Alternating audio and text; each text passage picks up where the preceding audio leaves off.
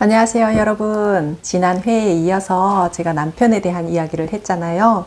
오늘은 연이어서 남편과 함께 살면서 있었던 두 번째 놀랄만한 에피소드가 있거든요. 그에 관련된 이야기를 해보려고 합니다. 제가 남편을 만났잖아요. 만나고 시어머님 계시거든요. 시어머님한테 인사는 드렸어요. 인사는 드리고 나중에 처음으로 시댁 나들이 명절이었거든요. 설 명절. 그날에 들뜬 마음으로 선물도 준비하고 음식 재료들도 준비를 해서 남편이랑 함께 강원도 이제 홍천으로 가고 있는 상황이었어요. 남편이 운전하고 그 뒤에 가족들이랑 타고 이러고 가고 있는데 그게 어디냐면 양평경찰서였어요. 양평경찰서. 한창 운전을 하고 가는데 가면서 어머님한테 전화를 했어요. 시누이도 계시고 그쪽에 홍천에 어머님도 계시고 해서 전화를 드렸어요. 엄마 지금 가고 있는데 한 몇 시쯤에 우리가 도착할 것 같아요. 그리고 남편이 이야기를 했어요. 그렇게 하고 이제 기다리고 있는 상황이죠. 시댁에서는.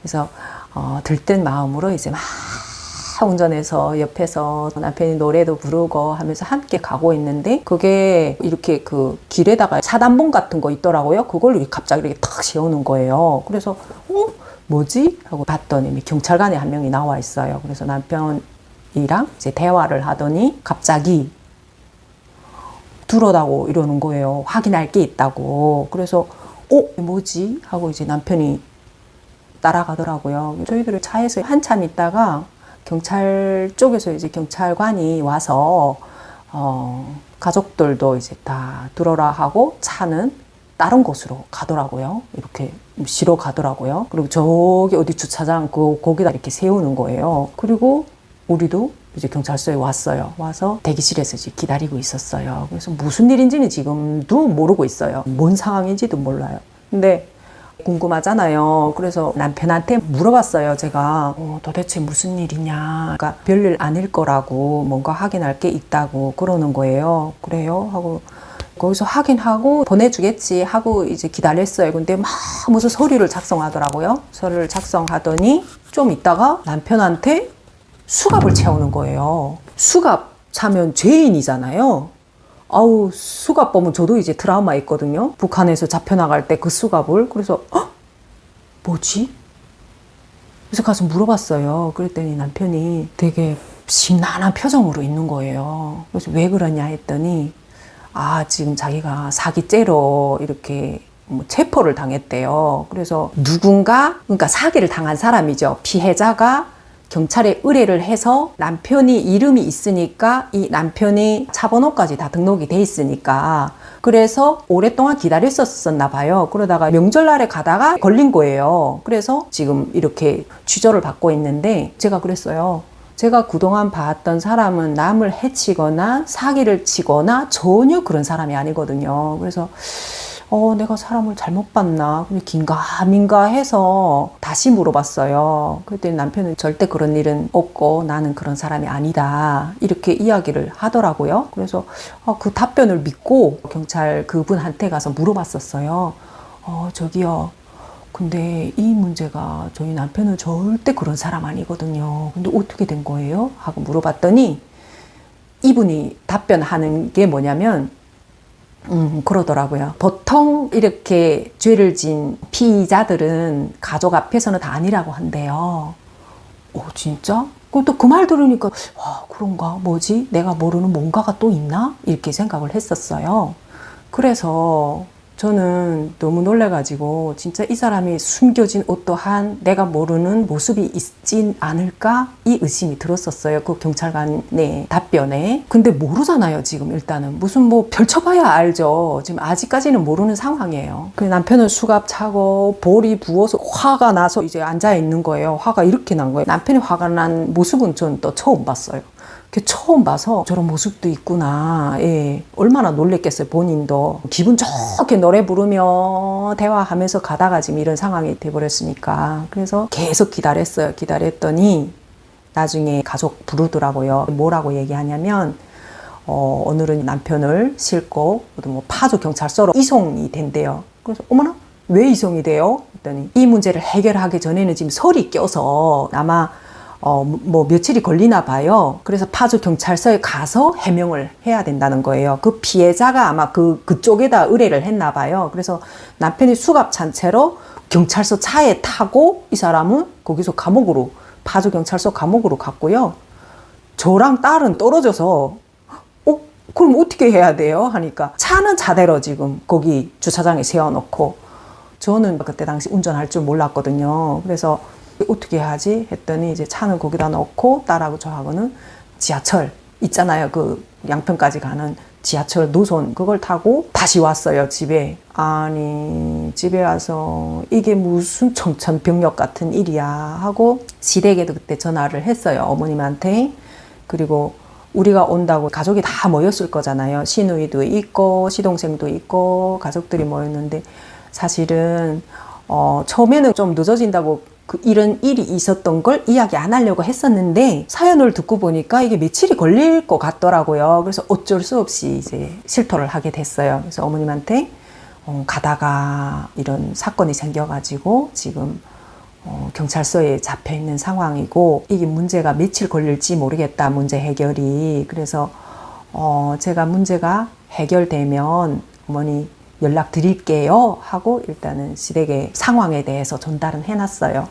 하고 집에 왔잖아요. 집에 와서 연락을 했죠. 전화를 했더니 파주 경찰서 그쪽에서 이 사람이 감옥에, 완전히 감옥에 들어갔대요. 들어가서 오늘은 자고 다음날에 가서 면회를 신청할 수 있다고 하더라고요. 그래서 야, 진짜 황당하다. 밤새 잠이 안 오는 거예요. 대한민국의 감옥을 북한처럼 생각했어요. 북한 감옥처럼 생각하고, 먹을 것도 그냥 돼지죽처럼 그런 걸 주고 그냥 딱 북한 감옥이라 이렇게 생각했거든요.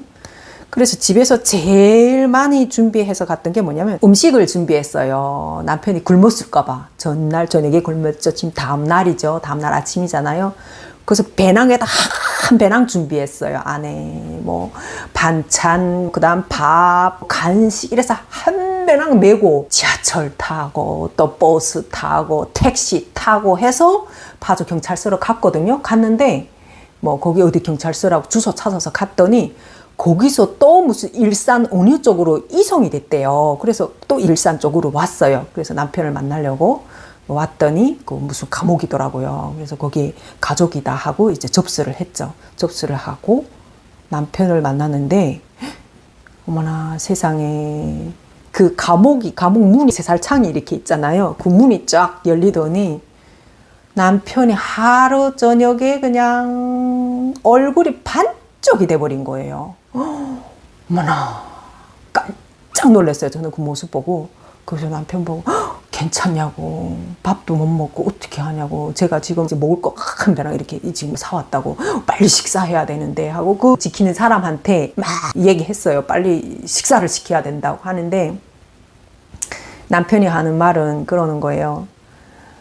여기서 밥은 준다. 그리고 일단은 스트레스 너무 받아서 음식 자체가 넘어가지 않는데요, 목에. 그래서 이 상황이 어떻게 될지를 지금 기다리고 있는 거래요. 거기서 면회를 하고 날 보고 집에 가라는 거예요. 아직까지 어떻게 종결될지 모르니까 자기도 기다리는 상황이다. 그래서 거기서 가져갔던 음식을 있잖아요. 식사를 못 한다고 하고 일단 음식을 봐도 자꾸 다 뭐 올라온대요. 그래서 그대로 또 가지고 그 무거운 거를 집으로 왔어요. 다음날 연락이 왔더라고요. 하룻밤 잤죠, 남편이 거기서. 자고 연락이 온 게 뭐냐면 남편은 죄가 없는 거예요. 결론은 다른 사람이 이 남편이 명의를 도용해서 어느 과일 가게에 7년 동안을 돈도 안 내고 가져갔나 봐요. 한 번에 가져갈 때 150만 원, 200만 원, 어느 큰 회사의 직책이 뭐다 이렇게 하고 그 과일 가게에서 7년 동안을 이렇게 가져갔는데 그 총 돈이 1억 5천이었던 거예요. 그래서 이 과일 가게 주인이 와서 남편의 얼굴을 보니까 이분이 아니다 이렇게 된 거예요.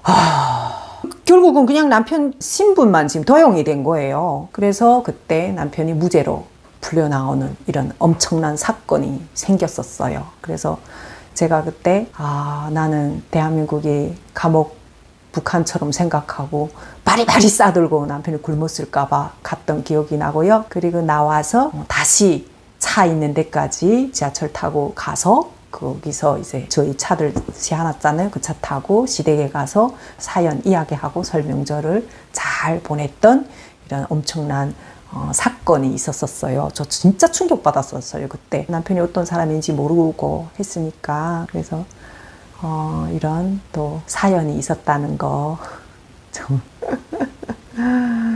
하루 사이에 그냥 마음이 야, 정말 놀랬었어요. 살아가면서 우리가 참 예상치 못했던 일들 많이 이렇게 부딪히잖아요. 그런 일들을 어떻게 현명하게 대처하면서 살아가는지 그때 당시도 남편하고 감옥에 대한 이야기를 물어봤었어요. 남편이 심정은요, 그런 죄를 지은 게 없는데 아마 조사를 잘 못했었나 봐요. 그래서 그에 대한 화가 많이 났었다. 다행히 잘 해결이 돼서 본인도 참 다행이라고 그러면서 저한테 많이 미안하다는 생각이 들었었고, 감옥이라는 걸 남편이 처음 경험해 봤기 때문에 충격이 엄청나게 컸더라고요. 근데 저 같은 경우는 이제 북한에서 엄청난 일들 겪었잖아요. 그래서 남편을 많이 위로했었어요.